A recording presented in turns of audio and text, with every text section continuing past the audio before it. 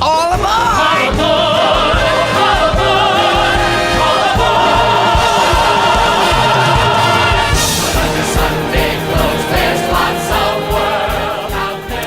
Hello. Hi, Will. Hi. And humans listening to us. Yes. Like the creeps you are. You should all know that this is the episode where we finally fix the sound. For the final time. Yep. I hope. We'll see. We'll listen back. Caitlin, it's been a long time since we did an episode. Long time since I saw you, really. Yeah, forever. Okay, so what had happened is I got walking pneumonia for like 6 weeks, which is just a very dramatic statement for like, well, now that we've got the whole coronavirus thing, I mean, I would have freaked out totally if that was happening when I got this. But it's essentially you just like have the flu. Would you have thought it was the same thing? Yeah, I would have been like, okay, here I am. I got it. Sorry, kids. I'll Sorry, tell you America. a secret. You're not that special. Well, maybe I was actually the original person y'alls don't know. Oh my God, are you patient zero? Probs. Yeah. Yeah, our friend offered us tickets to see The Inheritance this weekend, and we said no.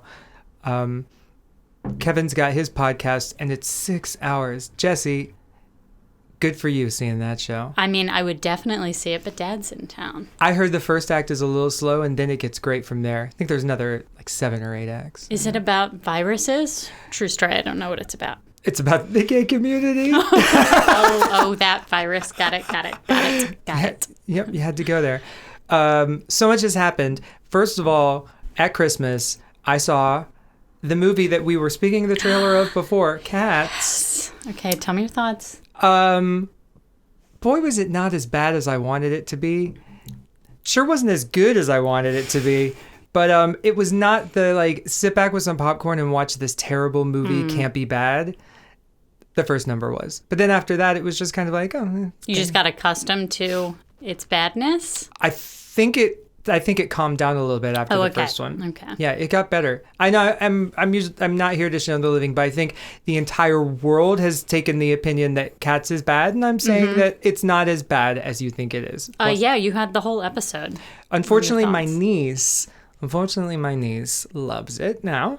Your niece. I thought you were saying your knees specifically loved it. Like it my hit you in the knees. Loved it. I got down on my knees and I thanked Andrew Lloyd Webber so hard for this movie. No, she loves it, and now she's singing it and playing it for everybody and doing dances for it. And Olive, you're never going to hear this, but you're going to grow out of that, and you're going to look back and you're going to laugh at it. Because we have videos of you now being like, so my cavity is this cat. And he's like really, really bad, but really, really fun. Stuff like that. Oh, I like that. It's hell for her father.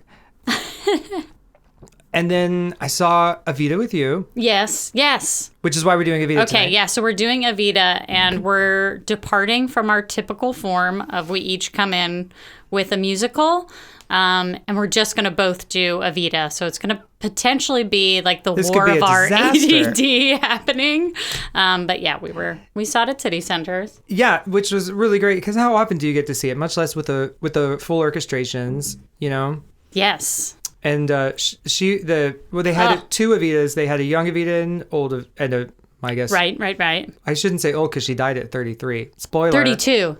Oh, so she's not like Jesus. She's younger. And she was fantastic, don't you think? Oh my God, she was incredible.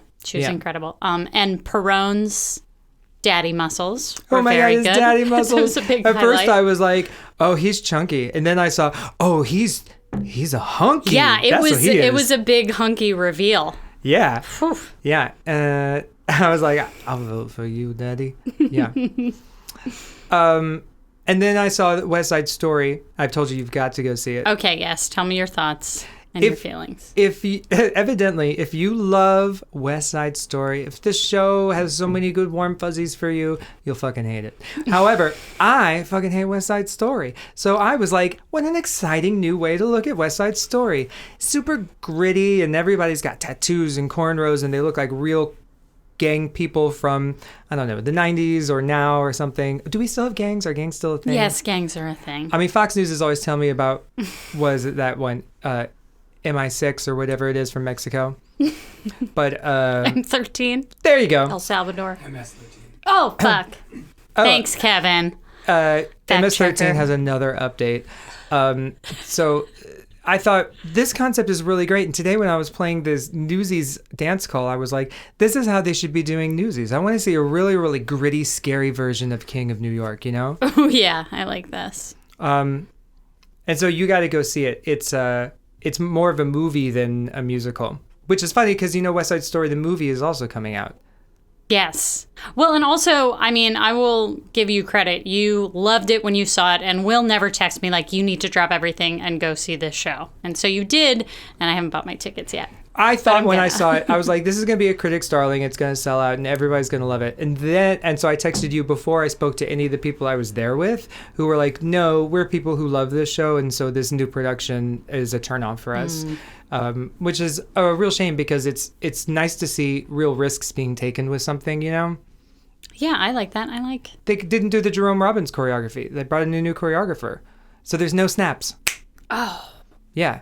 You know why? Because they're gay. But here's the problem. You can put them in new choreography that makes them look like all like tough and whatever and this, that, and the other, but they're still singing and dancing. They're still queens in a gang. I mean, West Side Story is the ultimate guy in the closet that everybody just knows, you know? Oh. It was me until I was 13 is this show. Anyway, let's do our Evita, huh? Yes, let's do it. We're going to try our best to see how this goes.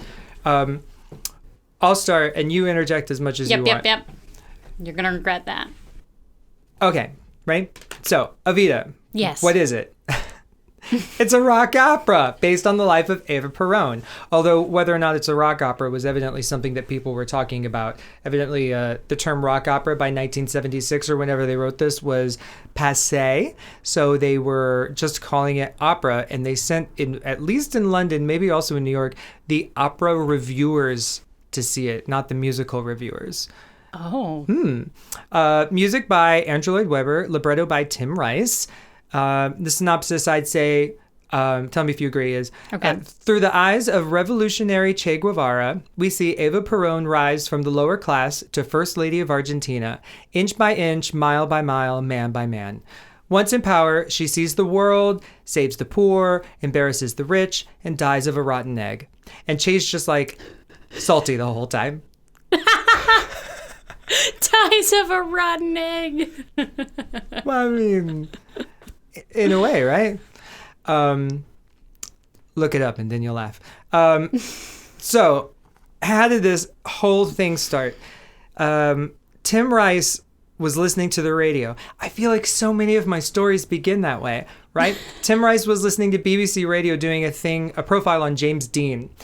Not the porn star, the movie star. What, there's a porn star, James Dean? Oh, yeah, and he's Me Too'd, Time's Up, out. Oh, yeah. no. He raped one of his co-stars. Yikes. Why would you bring that up? This is supposed to be a fun show, Caitlin. And while he was listening to this James Dean thing, there was a trailer for next week's subject, Eva Peron. That was enough for him to get excited. Just listening to a trailer about it, a radio trailer about Eva Peron's profile. This caused him to begin looking into her story, particularly a documentary about her called Queen of Hearts, which, of course, in Andrew Lloyd Webber's memoir, he points out Eva had that title before Princess Diana had that title. Like it's a contest? Like claiming it? Okay. Evidently, he'd only known her image from stamps that he collected as a child. It was because she was on Argentine stamps. He also went on a fact-finding trip to Argentina in 1974 with the woman that became his wife. It's important to remember, they tell us, that in the UK, it was total political disarray in 1974, both economically and also the IRA was bombing shit all the time. So it was a kind of chaos that we can't really imagine until tomorrow because Brexit was today. It'll all start again tomorrow, probably. So even though Tim Rice is like, nah, it's just Cinderella story. And I think that is exactly the way he speaks. It came out of this like politically fraught and depressed time and place. So people think that you can't divorce the politics from it. As they had done with Jesus Christ Superstar, they decided to do significant writing in a hotel out of town in 1975, he and Andrew Lloyd Webber. And here's the quote from Andrew. We settled on Biarritz. Ooh, I should have looked that up. Do you know how that's pronounced? No. Biarritz, Biarritz. Crackers. A fading seaside resort on France's Basque coast. Yeah, Basque words are hard to pronounce. We booked a suite, ordered a piano to be installed therein, and set off for a few days on our own with our wives following on later. And I say it again, like I said it in Hello Dolly, where the fuck are these hotels with pianos inside those rooms? That seems... I just don't see it much. Tim had done a lot of work on the story already, and he decided to start it with this cinema scene with real footage of Eva Peron in a movie, and everybody's watching it, and then they find out that she's died by an announcement. He put all this together, and it's cut to her state funeral, and then Che comes in being the voice of reality. This is how far that he had gotten in his mind. What Che reminds us is that she was the wife of a dictator, and she used people. And something that Angela Weber was worried about is, how do you make the audience like her? How do you make the audience care about a person like that? He remembered Judy Garland doing a late in life concert that he saw, like when she was falling off the rainbow. Renee Zellweger. Yeah, worse. And she was absolutely wasted, and she slurred her way through the Charlie song, ding, ding, ding. And then the audience was booing her, booing Judy Garland, and Judy signaled to the band, like, and they start playing Somewhere Over the Rainbow because she's thinking she can get them back with that, But she butchered it. She butchered her signature anthem, and they were booing and they were whistling. And Over the Rainbow was the song which was Judy's, and Judy's alone. And it was devouring her like a vulture on a battlefield, he says. It was like seeing a frail little sparrow crushed in an iron fist. It was heartbreaking. And that afternoon, he wrote the melody for Don't Cry For Me, Argentina. So he uses it at the beginning first as a thing that she uses to get the people. And then he uses the same song at the end with different lyrics when she's essentially admitting defeat, that she cannot go on with all the things that's going on because she's sick. Anyway, so... that's how far they gone. Now tell us for real about this woman. Okay. Well, the one thing that I want to interject, and my most fun fact in researching this, is Tim Rice, when he was researching Eva Peron, he became so obsessed with her that he named his daughter Ava. Fun. That's my fun fact. Who would we name ours after, since we do all this research and become obsessed with people? I don't know, but I was thinking about this, like, thank God this was successful. Like, what if that would just haunt him forever if it were like, oh, it was open for 10 nights and then it closed. This is my daughter, Carrie. And he'd be like, oh, here's that disappointment constantly reminding me. This is my son, Aspects of Love. Wait, no, this is my son, Chess. Che. Okay. Eva Peron. So there's some hot debate because Tim Rice did a lot of his research off of this one book that was written by this woman who had immigrated from England. So she wasn't Argentinian, and she had more of like a negative view of Eva Peron. But just to give like a very brief overview of who is Eva Peron, she was born in this like farming town. She was... Hunin. And she was an like illegitimate child, and that always followed her. Like even when she sort of rose to prominence, Time magazine did a cover story about the Perons, and they mentioned that she was an illegitimate child. Whoa. And so Time's Peron, the real Che. yeah. So Peron wouldn't let Time magazine. He took it off all of the shelves, and he wouldn't allow it in Argentina. He was like, fuck that magazine. I'm surprised he didn't just make a fake version of it that said what they wanted. Scratch it out. Yeah, exactly. And it's also it's not at all true that in the musical she falls in love with that tango dancer, and she's like a mistress at 15. Magaldi, yeah. And then she goes to Buenos Aires. That actually didn't happen. He never actually performed around any of the dates that Ava was in that town. She actually just went to Buenos Aires to be a radio actress. So she was a radio actress, and then she did one film. It is true that she kind of just slept around.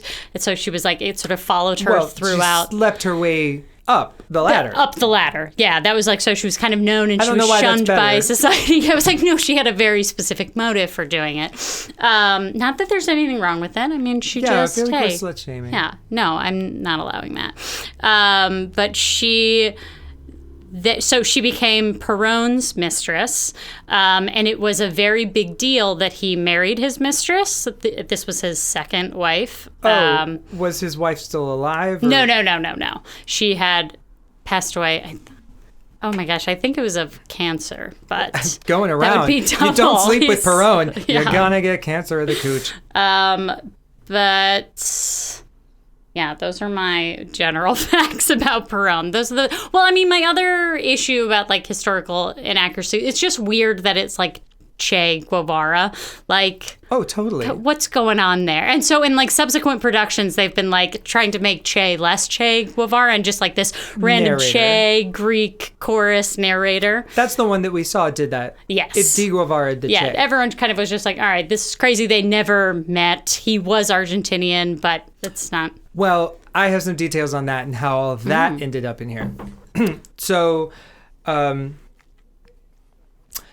they've done writing at this point. They've done the story, and Tim Rice decided that they should do another concept album like they did for Jesus Christ Superstar, because that is how they got Jesus Christ Superstar to be a hit that allowed them to do it on Broadway and in the West End and stuff. Unfortunately, nobody was interested. And it's important to remember that back then they were much more of nobodies than it feels like, because we look back in their time, that all they had under their belt was Jesus Christ Superstar and to a lesser extent Joseph. Meanwhile, Andrew Lloyd Webber had also done Jeeves, which was a huge flop and lost all of its money. And this was around the time, and this was this was an album about the wife of some South American dictator. They were like, we got this idea for an album. I know that we don't have a lot of success, but money? And people were just saying no. But MCA eventually accepted, and Andrew Lloyd Webber started orchestrating and putting the band together. And if you listen to the original version, there's all this Paraguayan harp. He said that he was like totally turned off by the idea of doing Argentinian pastiche. So he went with Paraguayan pastiche. He's like, operas composers, like, what's Madame Butterfly doesn't, oh wait, no. He was like, what's one of, Kevin, what's one, it's an opera that takes place in a different country than the writer. Bizet's Carmen, right? Carmen's Spanish, but does it sound like Spanish music?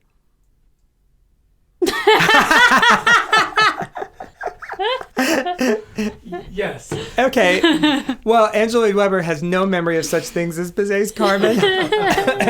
And he said that it's like a little déclassé to put in pastiche stuff. So he put in pastiche that was not from the same place. And he worked with this jazz harpist named David Snell and added him to the rhythm section. And it sounds really cool. And it's actually my favorite thing about the original orchestrations that I think got lost when they moved it to stage, is they got rid of this jazz harpist. So they had to cast an Evita to sing it, right? So they spotted Julie Covington on this TV show called Rock Follies, which in my mind is about like dancing minerals, but I know that's probably not true. She'd been in the London cast of Godspell, and he says of her, Julie was super left-wing, so probably it was the sheer uncommerciality of the subject that overcame any qualms she had about playing the role of a fascist dictator's wife. Great, we all know that. We've done the artistic project because it feels like the esoteric thing to do to prove just how artsy you are. Yeah, nobody wants to do my shows. So Colm Wilkinson, right? Colm Wilkinson, who we all know now, he had been a replacement Judas in the West End production of Jesus Christ Superstar. And so he was cast as Che. And if you listen, this is before he's doing his signature Colm Wilkinson stuff that he did a few years later in Les Mis, you know? Yeah. No, he's not doing that stuff yet. But if you listen, you can understand his accent a little bit. I think he's Irish and it comes through just a little bit. So he's Che. They needed someone to play the woman that sings Another Suitcase in Another Hall. So they got Barbara. Simply known as Perron's mistress. Which, how many does he have? Yeah, he's that's not greedy. specific enough.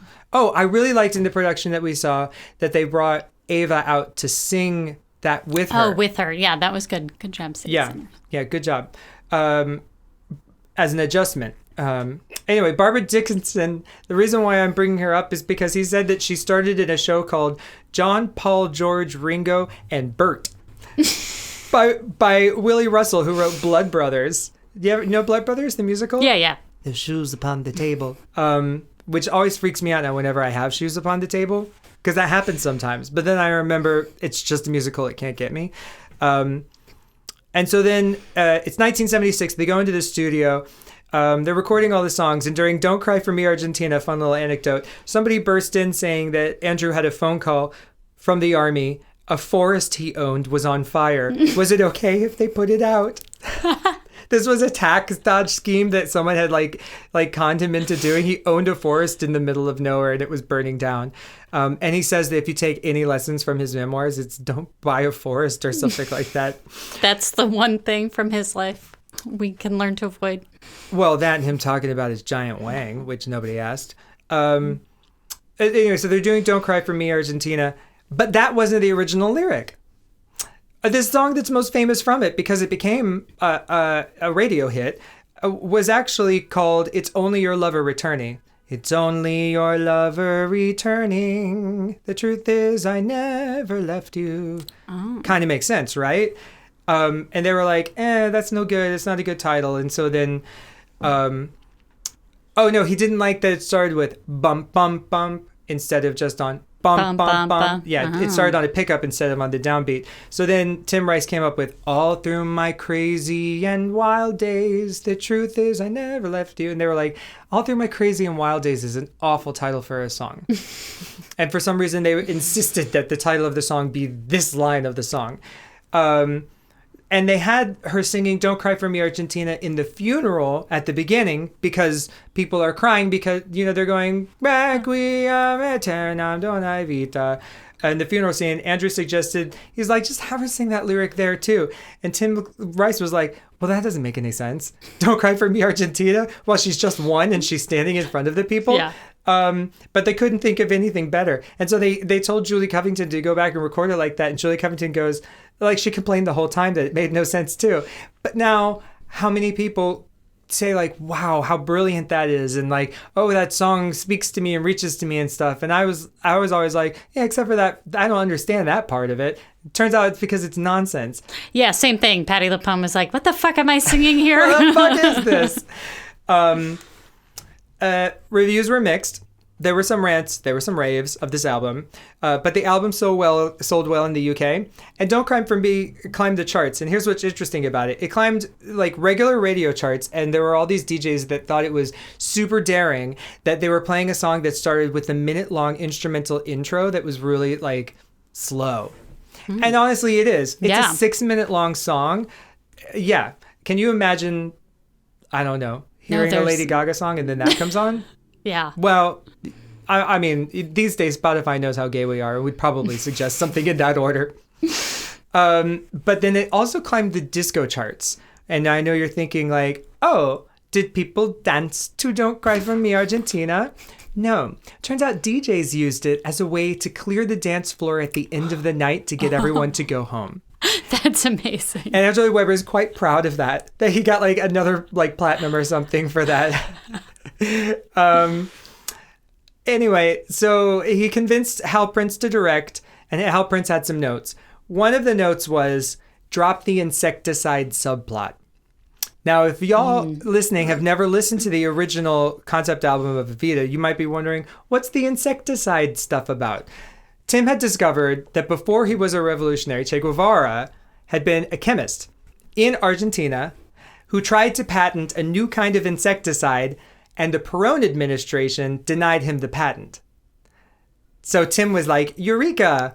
There's his motivation for Che to shit-talk Evita for 2 hours. He didn't get his patent for the insecticide that he was so proud of. Oh, Hal, thank you for that. Yeah, but the fun thing is, it was too late for them to change the album. They had to release it. So it's still out there. So I wanted to share with you some of the brilliant insecticide plot. There was this song called The Lady's Got Potential that's been cut in future productions, although there's some of it's in the movie. And at one point, Che goes, Now my insecticide contains no dangerous drugs. It can't harm humans, but it's curtains for bugs. If you got 6 legs, I ain't doing you no favors. Wow. And to which somebody said, what an unwarranted attack on the Andrews sisters. They got 6 legs. And then there was a part of A New Argentina that had it. This is the one they need transposed. A new Argentina will all go along for the ride. The same old cliches, but let them have their freedom, the free by insecticide. Right? Okay, and then at the end when she's just before the money kept rolling out, he goes, "Forgive my intrusion, but here in this neat little can, I have a product to change your conception of man. A brand new insecticide, remarkable chemical feat, instantly rendering other insecticides obsolete." And then she replies, "Licensing slaughter of insects is hardly my mission. Good night and thank you, whoever. We've no time for you, but one thing we do emphasize.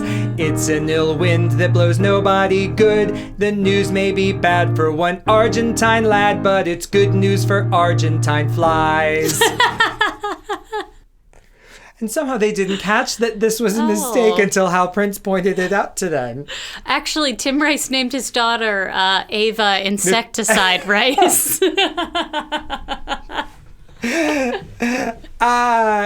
Kevin, begin adopting a child so we can name it Insecticide. No way. Next cat, we'll name it Insecticide. And then at one point he goes, after she says no to him and they sing that goodnight thank you, he goes, "Oh, my insecticide!" This is like Oedipal scream. And so West End pre-production began. They were beginning to get ready for the show. And they had a hard time casting because Julie Covington, who sang it on the original album, said no. She was doing all this nonprofit socialist theater stuff. And then finally the idea of playing a fascist publicly freaked her out. She didn't actually even want to go like promote the album, even though she could be on TV and all this stuff. She really messed up. Like, I know she was like being artistic and noble and whatever, but in the end, I don't think anybody really thinks that Evita is being like, yeah, fascism, the musical, we got to do it, y'all. No, that's not the point of the show. We play tragic characters all the time. Yeah. How many Shakespeare characters are actually nice guys? Huh? Not a lot of them. They murder people. They do that kind of rape where you sleep with someone with the lights off and they think it's the other person. You know that happens like in bro like... rape. What? The bro rape, the like switching. Yeah, twins like rape. frat. Yeah. Twins. Yeah, they do it in like 10 Shakespeares. He's a fucked up man. Shakespeare, kill yourself. So they were having a hard time deciding between 3 women, one of which was Elaine Page. And Hal had this epiphany. He's like, if we can't decide between the 3 women, let's cast all 3 women and have them all play Evita together. Not separate casts, but on stage together at the same time. And Andrew Lloyd Webber and Tim Rice were like, no. No. And eventually they just decided, Elaine Page, she's great. During rehearsals, the choreographer, Larry Fuller, who has a ton of credits, including eventually a lot of Hal Prince stuff, Merrily We Roll Along, Sweeney Todd on the 20th Century, and also being Michael Bennett's Top, which is why the character in a chorus line that's teaching people the choreography is named Larry. I betcha that's why it's named Larry. Not because it's named after my father, although I bet he would have been too. He brought in this dance arranger without telling Andrew Lloyd Webber and kept him out of the dance rehearsals. And then they showed it to Andrew. It was Buenos Aires. And Andrew Lloyd Webber was like, oh my God, I love it, but I'm going to rewrite all the dance music. And so this was the most dance music he ever wrote until Cats later on. So this is actually where he cut his teeth writing dance music so that he felt the confidence that he could have to do like Jellicle Ball. Sorry. I can't believe you knew that. I know Cats enough. Yeah, I guess I taught you a lot. So the first London preview was evidently perfect. They had multiple curtain calls. They had actually been released into their dressing rooms, and stage management had to go get them back out on stage for one more curtain call because the audience wouldn't leave, which sounds kind of amazing. So there was this great word of mouth, and the show became this big popular hit immediately. And people would put the souvenir programs that they would buy in their window in their car to let people know that they were pretty cool. They had seen Evita. And Robert Stigwood, who was the producer, he immediately opened all these productions around the world. Brennan didn't print all my pages. Just fill it with insecticide talk. Oh, my insecticide. Play another insecticide ditty. That first insecticide song is stupidest song I've ever heard. It's crazy. I mean, it doesn't sound as country as I made it sound, but it doesn't matter. It's one of those things they're talking about, like, yeah, like revolutionary and like dictator stuff. And by the way, I've got this really great insecticide that I think is going to change the world. Wild. And that makes me so mad that I'm going to become Che Guevara. Oh, no, that is the page. I just don't have much more after this. So the producer, Robert Stigwood, immediately opened all these productions around the world, and they had this fear that it was going to be too hard to sing 8 shows a week. And it was true.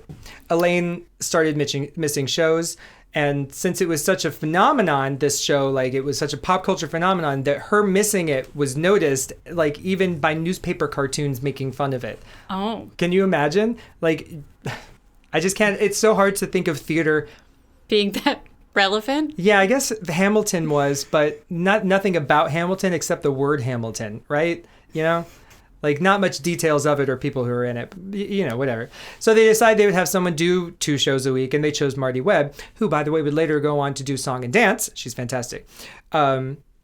And she also went on to play the part. There was a whole lot of that going on with, like, the alternate who would do 2 shows a week, constantly, like, obviously fighting with the star. But it was this, God, I think it was an Australian production where there was an alternate's boyfriend beat up, like 2 nights before opening, beat up the woman who was playing Evita so that his girlfriend could go on, and she went on for like... Yes, he Tanya Hardinged her. And so she went on for like 10 days until like the whole plot was found out and released to the newspapers. And did she say I had nothing to do with it? Yes, of course. She denied knowing anything. And I don't know, I wasn't there, but... I'm sure it was too late by then. Well, that's funny. I didn't know that they copied us with that. Have we copied their dingo baby thing? I bet we have somewhere. I bet somebody's dog ate their baby. Okay, so they're thinking about how they're going to bring it to the U.S. at this point. And unfortunately, the concept album hadn't sold well in the U.S., even though it had in the U.K. It was a hit there. So they didn't want to just cold open on Broadway. I guess it's not really a cold open because it was a production from the West End, but you know what I mean. So they decided to start in L.A. and they're casting it. And Elaine and David Essex, who I think was playing Che in London at this point, just assumed that they would transfer to Broadway with the show. And Tim Rice may have kind of promised that to Elaine when he was fucking her. Because did I mention that he was fucking Elaine Page behind his wife's back? Yeah. The mistress theme is very strong. Yeah. Regardless, they felt that Brits on Broadway in a show about South America would be bad optics in the U.S. So eventually, Actors Equity actually said no. Yep. She was told she was going to recreate the role. Actors Equity came in. Harold Prince, Hal. I always forget that's his real name.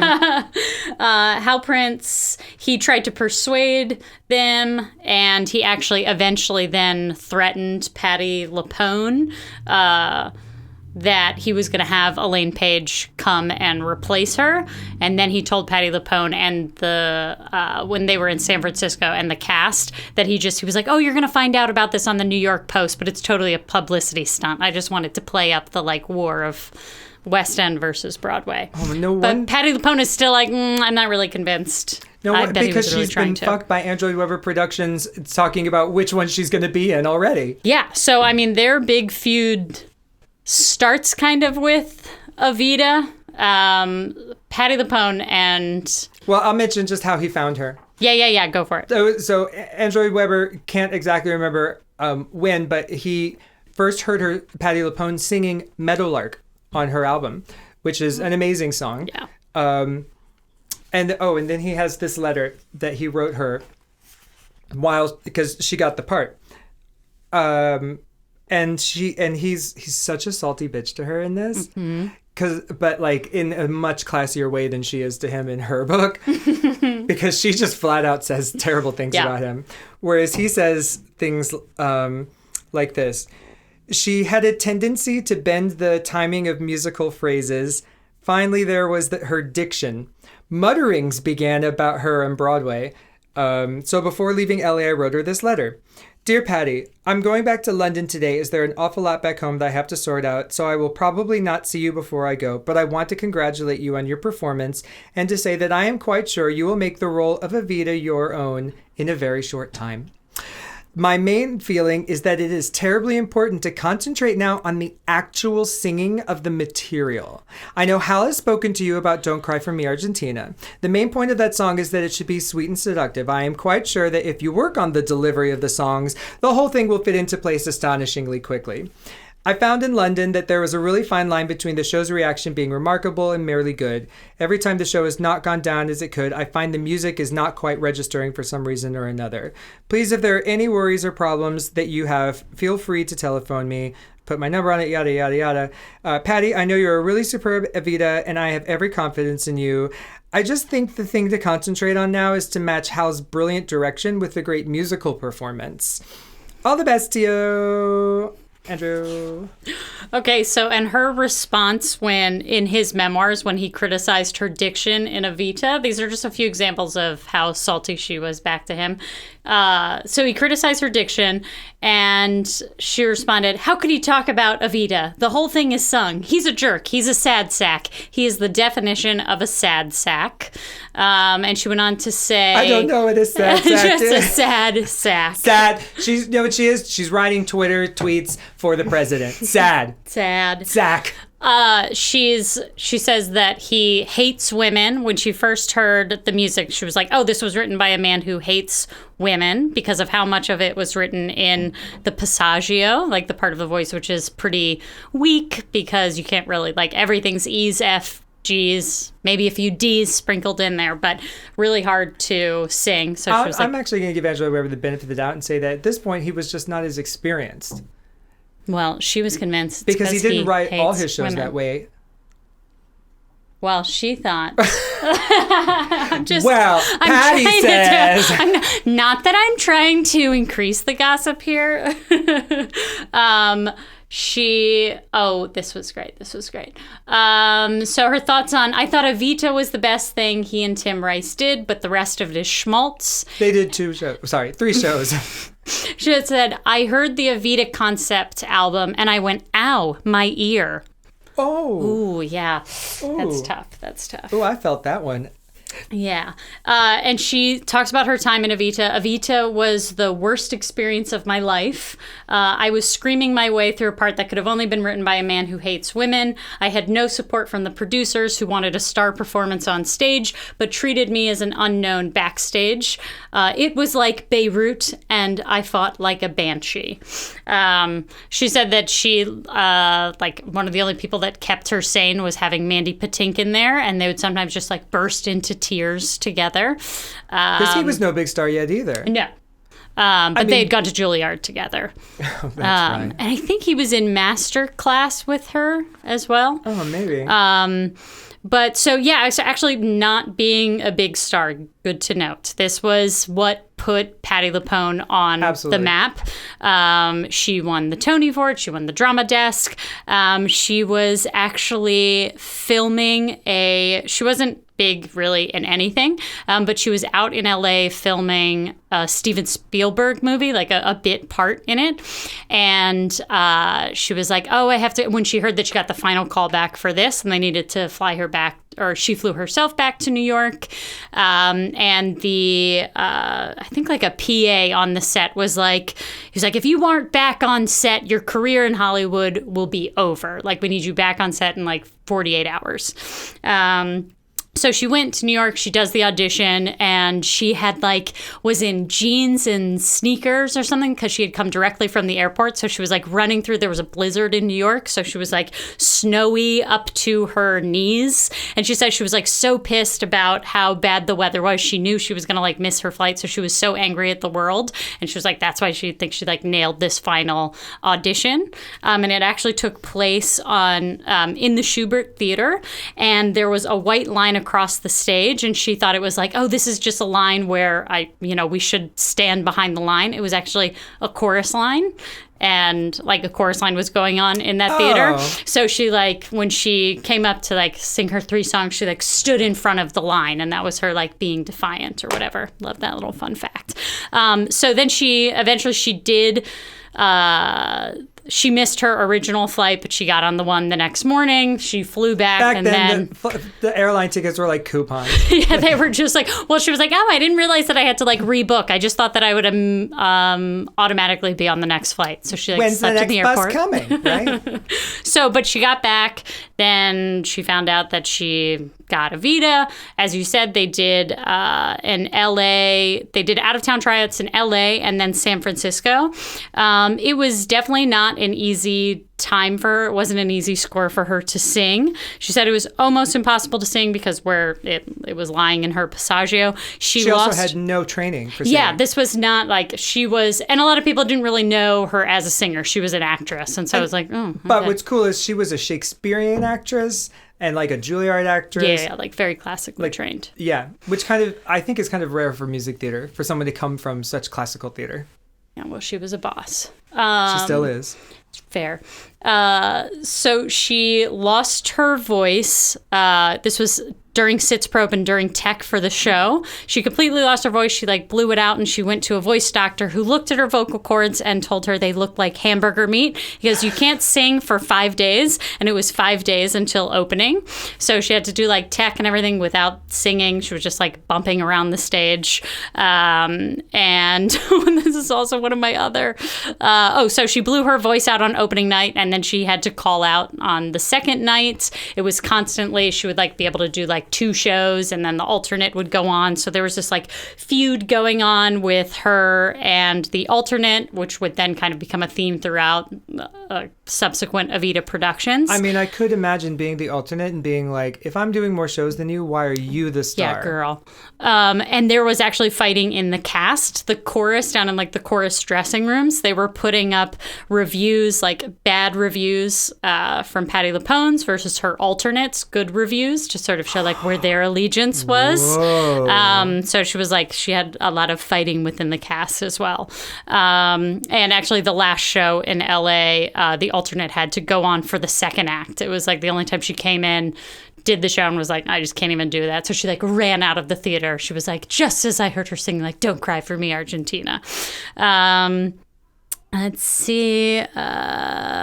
One of her reviews, she had flu on opening night in San Francisco. And so a review called her colorless, to which she responds, no shit, because she had the flu. But it was in general pretty indifferent reviews. It wasn't a lauded production by any means. And so when it opened in New York, people were the first couple of shows, because they didn't have great reviews, people were she felt everybody felt the audience was kind of against them. And then they started to come around more, and it became this spread by word of mouth, and then ran forever. And Andrew Lloyd Webber actually feels that he says the reviews were scathing on Broadway. Maybe the ones that he cared about were. But it didn't matter because it became such a huge hit, which is something that he attributes to the commercial. Did she mention the commercial? Yes, the commercial ran for years, and they used it for the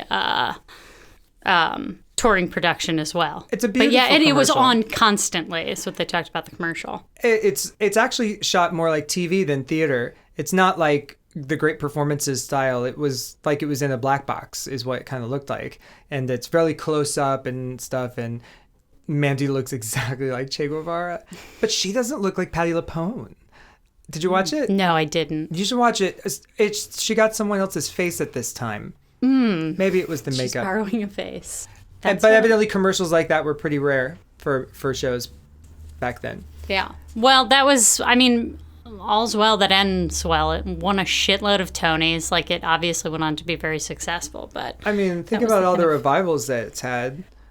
I feel like there was that one that just happened with... In 2012. I guess that did that's like our recurring theme. Oh, I'm getting old. That was with Ricky Martin. Yeah. Yeah. Was he a Che Guevara or a Che Nobody? I think they did it as like a... Oh, like ambiguous Che. We'll call him ambiguous Che. I think at that point he wasn't ambiguous. I think we all knew. It was a hey. Yeah, and that movie happened. Oh, yeah. Madonna singing the whole score, well, down like a third. Down like a fifth. I saw this thing on YouTube. It's like, who sang the high notes in A New Argentina best? And it shows clips of it. They want you, for they love you. Because that's at ease, I think. Mm-hmm. And then they show Madonna doing it. It's like, they support you, for they love you. Understands you, is one of you. And yeah. But, there's some fun, like, almost casting that went on because they originally were like, ooh, we should definitely turn Evita into a film. They were obsessed with trying to make a movie out of it. Yeah, right when it was, like, in hot. London, when it was, like, 1978, 1979. So Liza Minnelli was considered for it. Barbara Streisand was considered for it. So just take a moment and think about imagine Liza Minnelli role. is the dictator's wife. Can't you just see her doing, like Don't Cry for Me, Argentina with her like flappy hands going all around the place? Yeah. Oh God. I feel like Barbara can pull off a chilly enough sort of person to pull that off. Chilly. That's Evita. Okay, that's Evita, kids. Well, I'm Will. And I'm Caitlin, reminding you that existence is futile. Bye. Bye. Hey everybody, thanks for listening. Don't forget to subscribe to our podcast, YouTube, and Instagram. And write to us at sundayintheheightswithdolly@gmail.com.